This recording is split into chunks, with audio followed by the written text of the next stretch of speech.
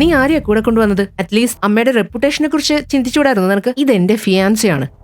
എന്റെ ഭർത്താവ് ഇംപീരിയൽ ഹോട്ടലിന്റെ മാനേജറാണ്. അദ്ദേഹം അമ്മയ്ക്ക് ഗോൾഡൻ ഫ്രെയിമിൽ ഡയമണ്ട് പതിപ്പിച്ച കണ്ണടയാണ് ഗിഫ്റ്റ് ചെയ്തത്. ഐ എം ഷുവർ നിന്റെ ഈ പിച്ചക്കാരൻ ഫിയോൻസെ ബലൂൺ അല്ലാതെ വേറൊന്നും കൊണ്ടുവന്നിട്ടുണ്ടാവില്ല. അമ്മയുടെ കാലത്ത് ഒരു സൂപ്പർ സ്റ്റാർ ഹീറോയിൻ യൂസ് ചെയ്ത ഒരു ഇയറിംഗാ ഞാൻ കൊണ്ടുവന്നത്. 10 പൈസയ്ക്ക് വകുപ്പില്ലാത്ത നീ നിന്റെ ചോർ ബസാർ ആണെങ്കിൽ കൊണ്ട് വന്നേക്കുന്നു. ആ വലിയ വാർത്തയുടെ സമയമായി. ഇന്നലെ രാത്രി സൂപ്പർ സ്റ്റാർ ഹീറോയിൻ മേനകയുടെ ഏർണിംഗ് 100 കോടി രൂപയ്ക്ക് ലേലത്തിൽ വിറ്റു.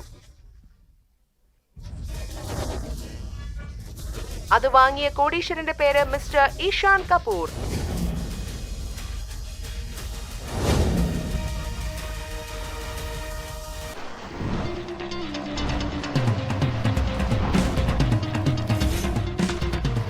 Asani enterprises and industries. കോടികളുടെ സമ്പത്തും ആസ്തിയും ആയിരക്കണക്കിന് ആളുകളുടെ ഭാവി എല്ലാം നിങ്ങളുടെ കയ്യിലാണ്. ഈ ബിസിനസ്സിന് ഒരു അവകാശമില്ല. നിങ്ങൾ ഇപ്പോൾ വിവാഹം കഴിക്കേണ്ട സമയം. ഒരു ബന്ധം നിലനിർത്താൻ മാത്രമല്ല, ഈ പേര്, ഈ പാരമ്പര്യം നിലനിർത്താൻ കൂടി.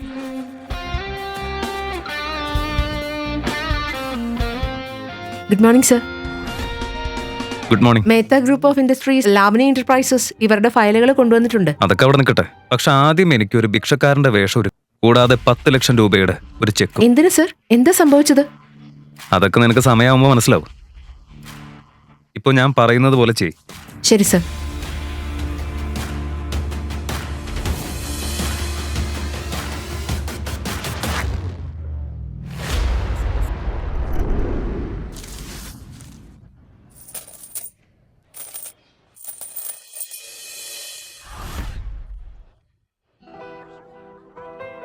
ലോകം മുഴുവൻ എൻ്റെ ഉള്ളം കയ്യില. പക്ഷേ എൻ്റെ ലോകം ഈ മോതിരത്തില, ഈ റിങ്ങില്, ഈ ഡിസൈനെ അല്ല. എൻ്റെ മനസ്സിന്റെ സത്യസന്ധതയെ സ്നേഹിക്കുന്ന ഒരാളെ എനിക്ക് കണ്ടുപിടിക്കണം. ഈശ്വരനെ ഓർത്ത് ഒരു നേരത്തിനുള്ള ഭക്ഷണത്തിനുള്ള പണം തരൂ. എന്നോട് കരുണ കാണിക്കേ.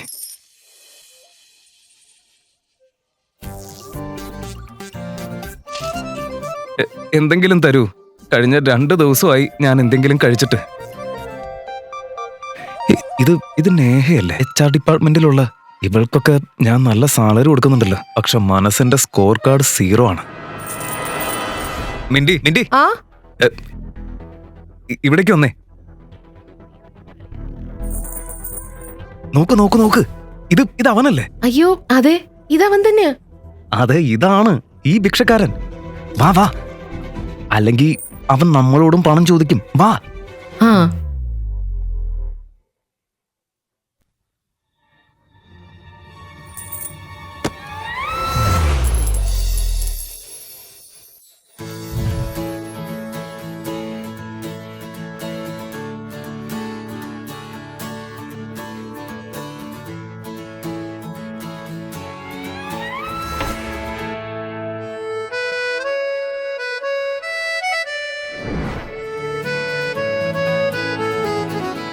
നിന്റെ മുഖം, നിന്റെ ആ കുസൃതിയുള്ള കണ്ണുകള്, ദൈവമേ എന്തൊരു അത്ഭുതമാണിത്.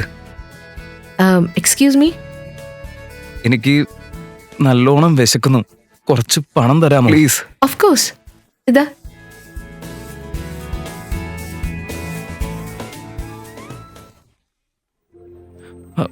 ₹200? അയ്യോ എന്റെ തെറ്റാ. ഇന്നത്തെ കാലത്ത് 200 രൂപ കൊണ്ട് എന്ത് കിട്ടും? 1 മിനിറ്റ്. ഇതാ. ഇതിൽ കൂടുതലൊന്നും തരാൻ കഴിയില്ല. ബാക്കിയെല്ലാം ഹോസ്റ്റൽ ഫീസാ. ബൈ. 1 മിനിറ്റ്. പറയൂ. ഇത് തനിക്കാ. ഇതെന്താ? തന്റെ നല്ല പ്രവൃത്തിയുടെ ഫലം. നീ എന്താ എന്നെ കളിയാക്കിയതാണോ? നിന്റെ കയ്യിൽ ഇത്രയും പണം ഉണ്ടെങ്കിൽ? അല്ല അല്ല, നീ തെറ്റിദ്ധരിക്കുക. ആരോ ഇത് എന്റെ പാത്രത്തിൽ ഇട്ടതാ. ഇതുകൊണ്ട് എനിക്ക് ഉപയോഗമൊന്നുമില്ല. ഓ, ആരോ നിന്നെ കളിയാക്കാൻ ചെയ്തതാകും ഇത്. ഈ ബാങ്ക് എനിക്കറിയാം. ഇവിടെ നിന്ന് പണം പിൻവലിക്കാൻ സിഇഒയുടെ സൈൻ വേണം. റാണി എന്റർപ്രൈസസും എനിക്ക് നന്നായി അറിയാം. ഈ ചെക്ക് ഫേക്കാ. 1 മിനിറ്റ്. അമ്മേ, ഹാപ്പി ബർത്ത്ഡേ ടു യു. എന്റെ സ്വീറ്റ് അമ്മയ്ക്ക് ഹാപ്പിയസ്റ്റ് ബർത്ത്ഡേ. താങ്ക് യു മോളെ. എന്റെ ബർത്ത്ഡേ സെലിബ്രേഷനിൽ സമയത്തിന് തന്നെ എത്തണം കേട്ടോ. ലഞ്ച് ടൈമിന് മുമ്പ് എത്തണം. എന്റെ ചേച്ചിയും ഭർത്താവും വരുന്നുണ്ട്. ശരി മാം, ഞാൻ സമയം പോലെ എത്താം. പിന്നെ മോളെ, ഞാൻ അവസാനമായിട്ട് നിന്നോട് ചോദിക്കാം, നിന്റെ മനസ്സിൽ ആരെങ്കിലും ഉണ്ടെങ്കിൽ അവനെ കൂടെ കൊണ്ടുവരൂ, ഓക്കെ? അല്ലെങ്കിൽ നമ്മുടെ സർപ്പഞ്ചിയുടെ മകനില്ലേ ജയരാജ്, അവനെ നീ അറിയല്ലോ. അവൻ നിന്നെ വിവാഹം കഴിക്കാൻ റെഡിയാണ്. അവൻ വലിയ പണക്കാരനാ. അവരുടെ കയ്യിൽ ഒരുപാട് പണമുണ്ട്. നമ്മൾക്ക് പിന്നെ എന്ത് വേണം അല്ലേ? എന്താ അമ്മ ഇന്ന് വീണ്ടും തുടങ്ങിയല്ലേ? എപ്പോ കണ്ടാലും ഇത് തന്നെ പറയാനുള്ളൂ. ഇത് വല്ല ബർത്ത്ഡേ കേക്കുവാണോ ഓർഡർ ചെയ്തെടുക്കാൻ? ഞാൻ എൻ്റെ ബോയ് ഫ്രണ്ടിനെ കുറിച്ച് മുമ്പേ പറഞ്ഞിട്ടുണ്ട്. പിന്നെ വിവാഹം എന്ന കാര്യത്തിൽ എനിക്ക് യാതൊരു താല്പര്യമില്ല. നീ ഇങ്ങോട്ട് വാ, വീട്ടിൽ വന്നിട്ട് സംസാരിക്കാം, ഓക്കെ? ശരി അമ്മ. പക്ഷെ അമ്മേ അമ്മേ, ആ ജയരാജനെ പോലെയുള്ള ലൂസറിനൊപ്പം ഞാൻ മണ്ഡപത്തിലിരിക്കില്ല, ഒരിക്കലും ഇരിക്കില്ല. ഹായ്, നീ എന്റെ ഫേക്ക് ബോയ് ഫ്രണ്ട് ആകാമോ? എന്ത്? നീ എന്റെ ഫേക്ക് ബോയ് ഫ്രണ്ട് ആകാമോന്ന്? ഫേക്ക് ബോയ് ഫ്രണ്ടോ എന്ന് വെച്ചാ? അതൊക്കെ വിട്ടേക്ക്. ഫ്രീ ആയിട്ടല്ല, നിനക്ക് 5000 കിട്ടും.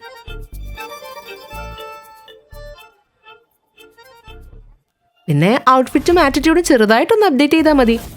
സോ ഡീൽ ഓക്കെ ആണോ?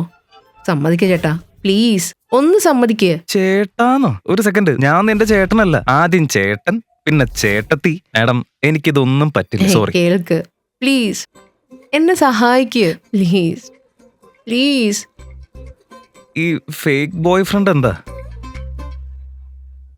ആ ബോളിവുഡ് സിനിമ ഓർമ്മയില്ലേ? അതിലെ ഹീറോ ഒരു ദിവസം ചീഫ് മിനിസ്റ്റർ ആയിട്ട് അഭിനയിക്കും. അതുപോലെ നീ ഒരു ദിവസം എൻ്റെ ബോയ് ഫ്രണ്ട് ആയിട്ട് അഭിനയിക്കണം. ഇന്നെൻ്റെ അമ്മയുടെ ബർത്ത്ഡേയാ. അതുകൊണ്ട് എനിക്കൊരു ഫേക്ക് ബോയ് ഫ്രണ്ടിനെ കൊണ്ടുപോകണം. ഇല്ലെങ്കിലേ അമ്മ എന്നെ ഏതോ പണക്കാരൻ തട്ടിപ്പുകാരനോട് വിവാഹം കഴിപ്പിക്കും. That's the problem. അപ്പോ ഹെൽപ്പ് ചെയ്യൂ? ശരി, വെരി ഗുഡ്. എടാ പൊട്ട, നീ ഇത്ര എക്സൈറ്റഡ് ആവണ്ട. ശ്രദ്ധിക്കേ, അവൾ പറഞ്ഞത് ഫേക്ക് ബോയ് ഫ്രണ്ട് ആണെന്നാണ്.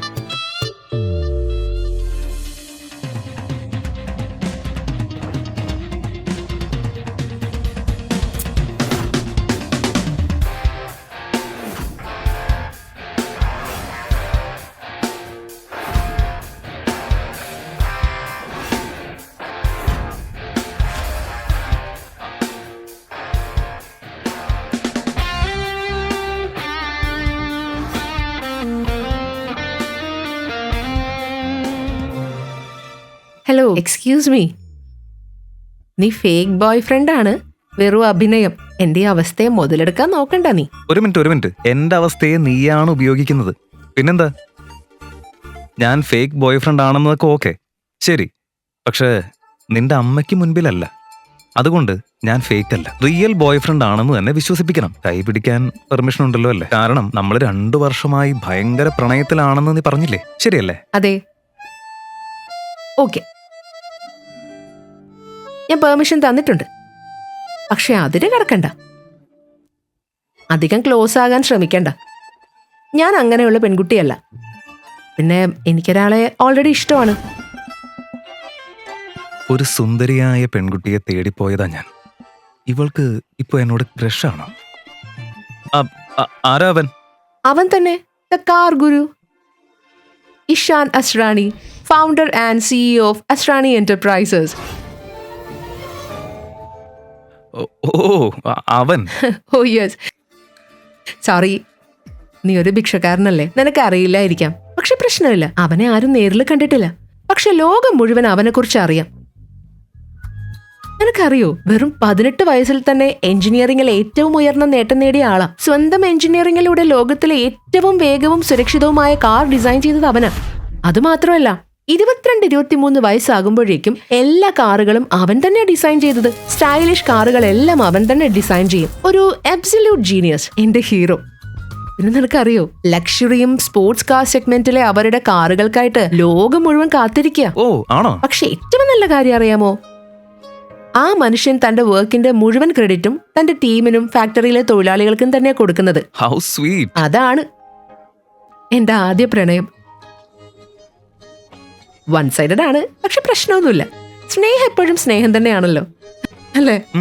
സ്നേഹം സ്നേഹമാണ്. അതുകൊണ്ട് ഒന്ന് ദൂരം പാലിക്കണം. ഞാൻ പറയുന്നത് പോലെ മാത്രം ചെയ്താൽ മതി, ഓക്കെ? ഓ ശരി, ഇത്ര ദൂരം മതിയോ?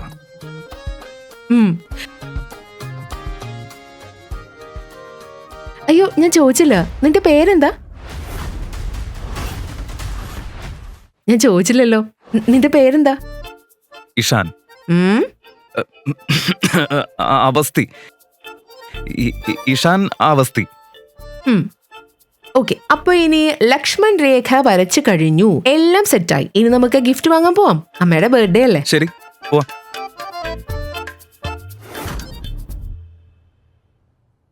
ഹലോ ഷേർലി, 2 കോടി രൂപയുടെ ഒരു ഗിഫ്റ്റ് റെഡിയാക്ക്. ആശാ സിംഗിന്റെ പേരിൽ. അതും ഇന്ന് തന്നെ റായ് ബെർലിയിൽ എത്തണം. ഓക്കെ?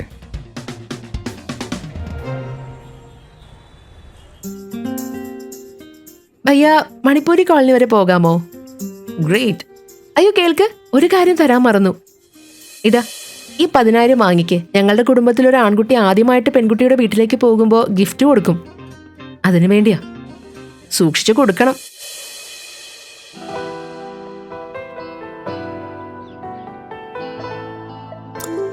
നോക്ക്, ഇന്ന് നീ വളരെ സുന്ദരിയായിട്ടുണ്ട്. ഞാൻ പഠിപ്പിച്ചതൊക്കെ ഓർമ്മയുണ്ടല്ലോ? ഉണ്ട്, ഓർമ്മയുണ്ട്. എൻ്റെ പേര് ഇഷാൻ അവസ്ഥി. എൻ്റെ അച്ഛൻ ഡൽഹിയിലെ ഒരു പ്രമുഖ ബിസിനസ്സുകാരന്. ഞങ്ങൾ ടെക്സ്റ്റൈൽ ബിസിനസ്സാണ് നടത്തുന്നത്, വലിയ ബിസിനസ്. പക്ഷെ എനിക്ക് സ്വന്തം കാലിൽ നിൽക്കണമെന്ന് വിചാരിച്ചു. Thank you so much. Please carry on. ഇരിക്കട്ടോ. Asha darling, happy birthday. Hey, thank you so much. ഒരു മിനിറ്റ്, നീ ഭയങ്കര ഹാപ്പി ആണല്ലോ. സത്യം പറ, എന്താ കാര്യം? എന്റെ ചെറിയ മകള് വലിയ കുട്ടിയായി. എന്താ സംഭവിച്ചെന്ന് പറ. രാവിലെ സംസാരിച്ചപ്പോ ഒന്നും പറഞ്ഞില്ല, പക്ഷെ പിന്നീട് വിളിച്ച് തന്റെ കൂടെ ഒരാളെ എന്റെ ബർത്ത്ഡേക്ക് കൊണ്ടുവരുമെന്ന് പറഞ്ഞു. Wow, seriously? Happy birthday ആശാമ്മ.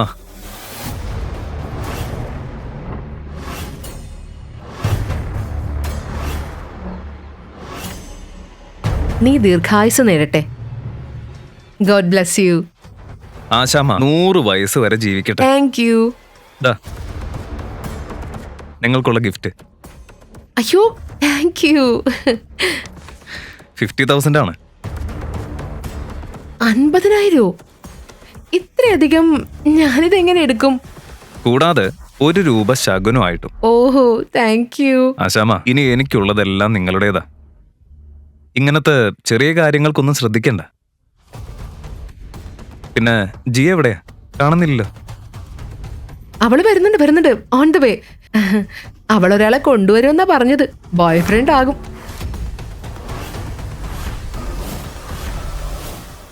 അത് പിന്നെ ഒരു ഫ്രണ്ട്. അവള് കുറച്ച് ഫ്രണ്ട്സിന്റെ കൂടെയാ വരുന്നത്, അല്ലേ? അവരുടെ കൂടെയാ വരുന്നത്. മോനെ, അവിടെ പോയി നോക്ക്. നിനക്ക് വേണ്ടി സ്വർണം കൊണ്ടാണ് ഡെക്കറേറ്റ് ചെയ്ത ഒരു വലിയ ബൂന്തി ലഡു എടുത്തു വെച്ചിട്ടുണ്ട്. പോയി നോക്ക്, എൻജോയ്. നീ എന്താടി ചെയ്തത്? സോറി. ഹായ് അമ്മേ. അയ്യോ ജിയ, എന്റെ ചക്കരെ.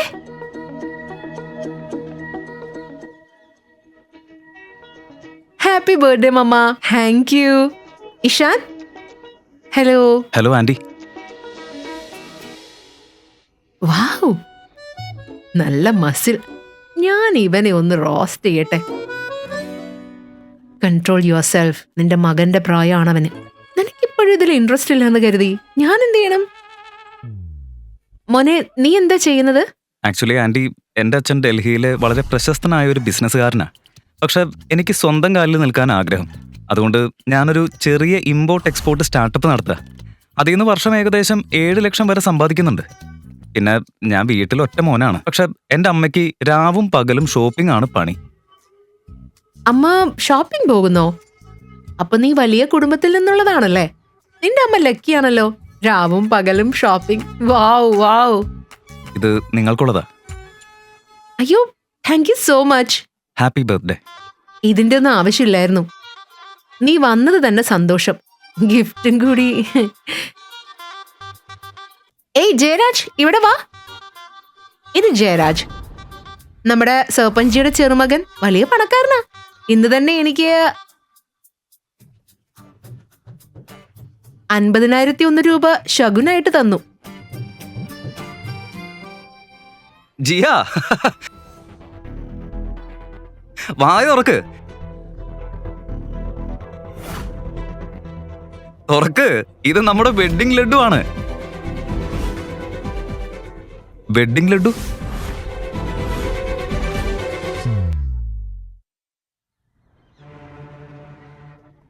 അമ്മേ, കാര്യങ്ങൾ അങ്ങനെയല്ല.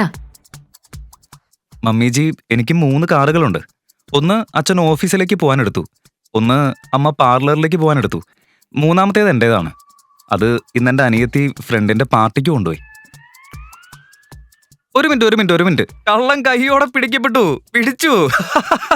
നീ തന്നെയല്ലേ നേരത്തെ പറഞ്ഞത് താൻ ഒറ്റ മകനാന്ന്? പിന്നെ ഈ അനിയത്തി ആകാശത്തുനിന്ന് പൊട്ടി വീണോ ഇപ്പോ? അമ്മേ, പിന്നെ അവൻ സത്യം തന്നെയാ പറയുന്നത്. നമ്മുടെ സമൂഹത്തിൽ പെൺകുട്ടികൾക്ക് അവരുടെ അർഹമായ ഐഡന്റിറ്റി കിട്ടാറുണ്ടോ? ആശാമ, ഇവര് രണ്ടുപേരും ചേർന്ന് കള്ളം പറഞ്ഞ് നിങ്ങളെ പറ്റിക്കുക. നീ എന്നോട് കള്ളം പറഞ്ഞോ?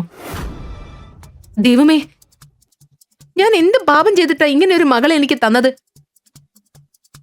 എല്ലാവരുടെയും മുന്നിൽ നീ എന്നെ അപമാനിച്ചില്ലേ? പ്ലീസ് ഒന്ന് നിർത്തമ്മേ. ഇന്ന് അമ്മയുടെ ബർത്ത്ഡേ അല്ലേ? ഞാൻ അമ്മയെ പറ്റിക്കുമെന്ന് തോന്നുന്നുണ്ടോ?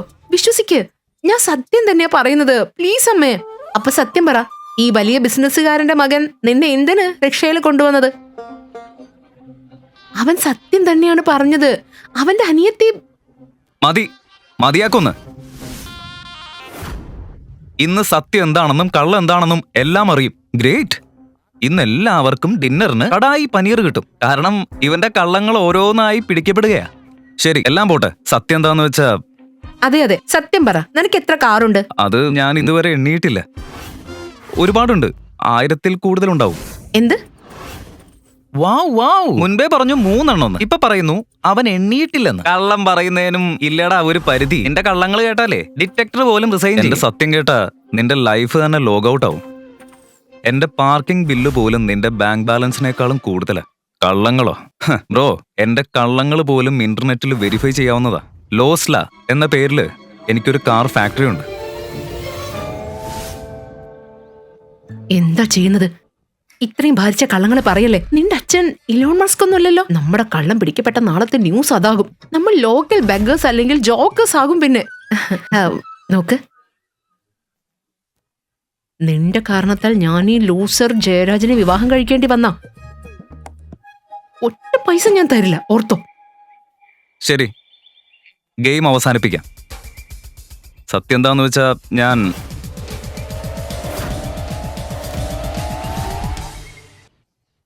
ഞാൻ എന്നെ വീണ്ടും പരിചയപ്പെടുത്താം.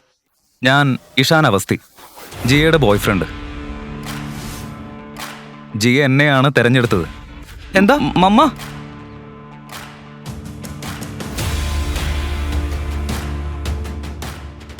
നമസ്തേ, ഞാൻ ജയരാജ്. ഞാൻ ഹാൻഡ് ഷേക്കും ഹഗ്ഗും ഒക്കെ എൻ്റെ നിലവാരത്തിലുള്ള ആൾക്കാരോട് മാത്രമേ ചെയ്യാറുള്ളൂ. പിന്നെ ഞാൻ ജിയയുടെ ഫ്യൂച്ചർ ഹസ്ബൻഡാണ്. ആശാമ തന്നെയാണ് ഞങ്ങളുടെ ബന്ധം ഫിക്സ് ചെയ്തത്. കൂടാതെ ആശാമ പറഞ്ഞ വാക്കിന് വില കൽപ്പിക്കുന്നവരാണ്, അല്ലേ ആശാമ? അതെ, ഞാൻ എന്ത് ചെയ്യാനാ മോനെ? ഈ പെൺകുട്ടികൾ വലിയ സിറ്റിയിലൊക്കെ പോയി ആകെ വഷളാകുന്നു. ഞാൻ പറഞ്ഞത് അവളോട്, നിന്നെ പോലെ ഒരു ചെക്കനെ ഇനി കിട്ടില്ല, തിരഞ്ഞാലും കിട്ടില്ലെന്ന്. ഇത്രയും പണക്കാരൻ, ഇത്രയും റെസ്പെക്റ്റഡ് ആയ പവർഫുൾ ആയ ഒരാളെ ഇനി കിട്ടില്ല. പക്ഷേ എന്നെ കുറിച്ച് അവൾ ചിന്തിക്കുന്നില്ല. സിറ്റിയിലേക്ക് പോയതിനു ശേഷം ഇതാ അവളുടെ സ്വഭാവം. ഇപ്പൊ ഈ സ്റ്റാർട്ടപ്പ് നടത്തുന്ന ഇവനെയാണ് അവൾ തിരഞ്ഞെടുക്കുന്നത്. ഞാൻ എന്ത് ചെയ്യണം?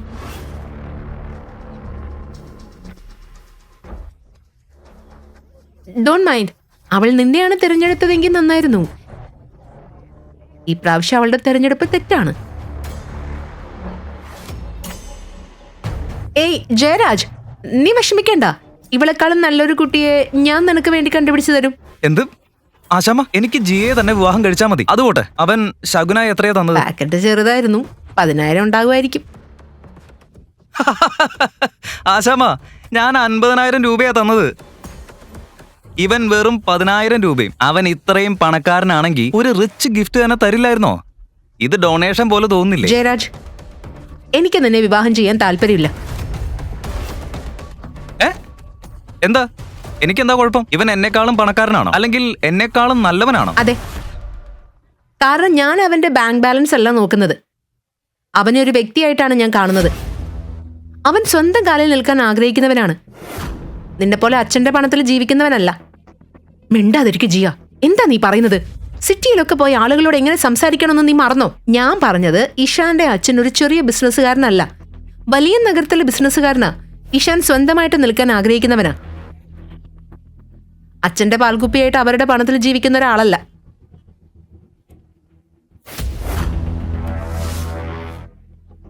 പിന്നെ സ്ത്രീകളോട് മോശമായിട്ട് പെരുമാറുന്ന ആളുമല്ല. അവന്റെ അച്ഛൻ വലിയ പണക്കാരനൊന്നുമല്ല. അതുകൊണ്ടാണ് ജിയെ അവൻ റിക്ഷയിൽ കൊണ്ടുവന്നത്.